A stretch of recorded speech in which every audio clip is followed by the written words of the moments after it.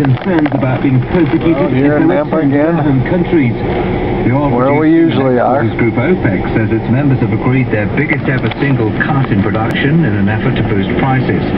OPEC said it was planning to reduce production by 2.2 million barrels a day, the third cut by the cartel since September. World news from the BBC. The man at the centre of what could be the world's biggest ever financial fraud, the New York financier Bernard Madoff, has been put under house arrest.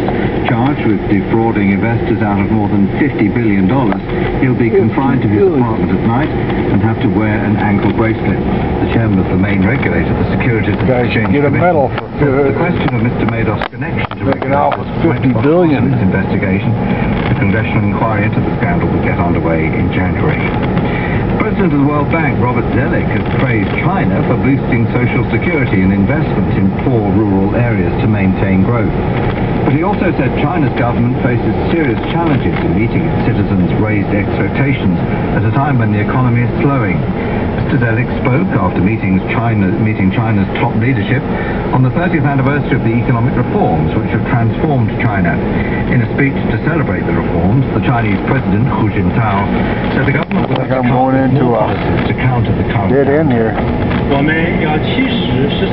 We must carry out various measures to further boost domestic demand and promote economic development, properly deal with the global crisis and all kinds of risks arising from the international economic environment, and do our best to maintain smooth and fast development of our economy. And Latin American Caribbean leaders have called on the United States to end its 46-year-old embargo on Cuba.